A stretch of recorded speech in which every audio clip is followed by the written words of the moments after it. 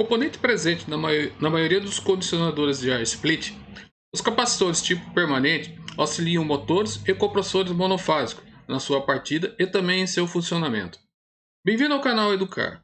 No vídeo de hoje falarei sobre capacitores permanentes do tipo duplo, suas principais características, como avaliar e também como fazer a sua interligação elétrica. Normalmente esse tipo de capacitor ele é montado dentro da unidade externa para poder auxiliar o acionamento do compressor monofásico e também os motores. E normalmente é um componente que sempre ocorre falhas em campo, geralmente devido à sua baixa qualidade ou a tensão elevada e também a temperatura elevada. Nesse caso, como exemplo, vou utilizar esse modelo da Surya, é o tipo capacitor do tipo permanente, de duplo, né? Nesse caso ele é de 25 microfarad e também de 3 microfarad, ok?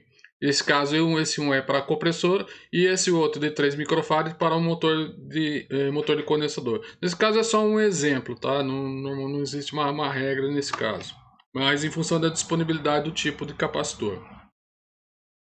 Porém, uma dica importante que é salientar e destacar, toda vez que for mexer com componentes elétricos, é muito importante a utilização de EPI, bota, óculos, luvas, né, e etc.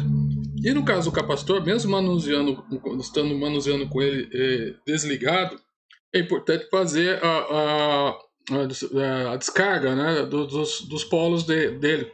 E essa descarga é muito simples. Utilizando-se de uma chave, né, da chave de fenda, você pode fazer essa descarga, né, para poder fazer a utilização do capacitor para evitar qualquer problema e também não danificar seus instrumentos elétricos, né, como multímetro, né, e também e outros, né, componentes.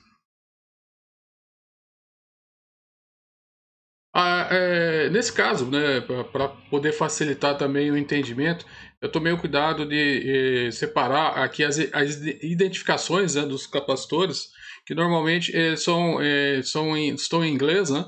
Então ele sempre vem com a identificação C, que no caso é de comum, o FAN, que é para ventilador, e o HERM, que é na verdade hermético, né, e está associado ao compressor, correto? Para auxiliar, no caso, a fazer essa avaliação do capacitor e ver se ele está corretamente, né, se ele está correto, se ele está adequado para a sua utilização, utilizaremos esse multímetro, né, do tipo da Field Piece, e já configurando aqui para a posição, né, para fazer a avaliação do capacitor, no caso aqui em microfarad, ok? Caso não tenha, né, disponível capacímetro, né, que seria o instrumento ideal, né, para fazer essa avaliação, os multímetros hoje disponíveis no mercado também auxiliam, né, também podem auxiliar também nessa avaliação desse componente. Inicialmente faremos aqui a avaliação do polo, né, que é referente à alimentação para o compressor. E vocês observam que, no caso desse, ele é de 25 microfarad, ok? Você posicionando um dos polos no comum, e no caso do ERM, que é o hermético, né, aqui tá meio apagado, mas seria isso. A leitura que sim vai se encontrar na faixa de 25,19 microfarads, porque ele é um capacitor novo. Porém, ele está dentro da faixa de tolerância, que é mais ou menos 3%. Então, é plenamente aceitável o valor encontrado nessa leitura para avaliação do capacitor. Próximo é para avaliar o polo, né, que seria responsável pela alimentação do motor monofásico, né, no caso da condensadora. Aí você usando o mesmo polo comum, que seria o C, aqui seria o FAN, que seria a tradução para ventilador, e o valor encontrado é de 3 microfarads, que é exatamente o valor que está na descrição, né, dessa etiquetinha, nessa impressão do capacitor desse modelo. Ok? Bom, chegamos com essa explicação, né, a respeito da característica, né, e avaliação preliminar do capacitor. E, na verdade, parei aqui só para sinalizar que seria o diagrama, né? Então, a gente vamos fazer a interpretação do diagrama e considerando, nesse caso, a unidade condensadora, onde nós temos o compressor monofásico, né, onde tem posicionado o capacitor, onde temos o motor condensador, né, que também utiliza um capacitor monofásico. Nesse caso, esse capacitor, eles são do tipo, são aqueles simples, né, não são duplos, nessa interligação. E na próxima imagem, né, na próxima diagrama, eu vou ilustrar, né, a interligação considerando um capacitor duplo. Por quê? Porque muitas vezes as pessoas podem ter dúvidas na sua interligação, porém ela é muito simples, né? Para quem consegue montar esse tipo de capacitor simples, né, de utilização simples, o duplo não tem nenhuma dificuldade, não exige nenhuma dificuldade, apenas uma tensão. Lembrando que, né, no caso da unidade condensadora, desse modelo em si, e na maioria dos modelos presentes no nosso mercado, eles são, a alimentação ele vem da unidade evaporadora, vem para acionamento do compressor e, consequentemente, do motor do condensador. Bom, aqui então temos o diagrama já considerando o capacitor duplo, né? Então temos de um lado o ponto para alimentação do motor do condensador, que seria esse motorzinho aqui de 3 microfarad, né, como eu ilustrei inicialmente. O compressor, no caso hermético, ele vai para a alimentação do compressor, que seria de 25 microfarad. Tá? Então aqui nós temos aquela borneira de interligação de alimentação. Nesse caso é um modelo do tipo só frio, né, um split, uma unidade de condensador do tipo só frio, monofásico, né, alimentado em 220 volts 60 Hz. Lembrando que a alimentação, né, ela vem parte da unidade evaporadora e vai até a unidade condensadora. Então aqui eu chego 2 fios. Observe que uma das fases, né, no caso, ela vai diretamente ao comum, exato.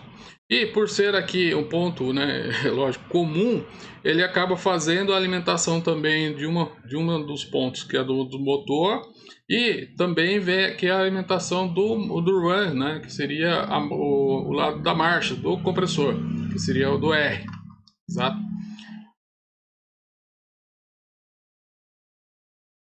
Agora, aqui vocês vão observar que é o seguinte: uma vez alimentado esse ponto, aí começa a distribuição do capacitor para alimentar os motores. Então, o lado que é pertinente ao ventilador, que é o fan, ele vai em um dos pontos, né? Aí cada motor tem a sua característica, então tem que verificar exatamente. Geralmente tem uma etiquetinha de identificação na sua carcaça que vai auxiliar. E no caso do compressor, ele normalmente já tem gravado na sua carcaça o ponto também de alimentação, que no caso é o S, que é o de start, que seria a partida, onde é para auxiliar a partida do compressor.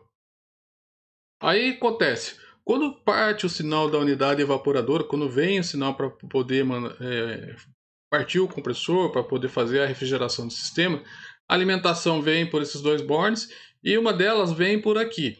No caso do compressor, né, muitos modelos, né, principalmente os pequenos de 9000, a proteção térmica fica posicionada externamente, geralmente da cabeça do compressor. Então ele é interligado, nesse ponto ele é interligado nesse protetor térmico, e depois da saída desse protetor térmico ele é interligado nesse ponto C, que é o ponto comum de proteção. Caso houver uma elevação de temperatura, né, qualquer ponto que possa aumentar a corrente, consequentemente aumenta a corrente, consequentemente aumenta a temperatura, esse elemento térmico aqui se abre protegendo o compressor.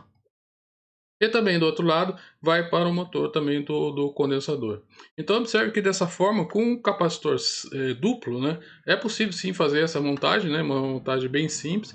A vantagem da utilização do capacitor duplo nesse caso é o fato dele ser mais compacto, permitir, né, poder ser montado em um espaço menor dentro do quadro, né, ou também às vezes em função da sua disponibilidade. Outro detalhe também importante falar que, né, muitas vezes na avaliação do capacitor, pode ser que seja um que tenha problema, ou seja, do compressor, ou seja, do motor.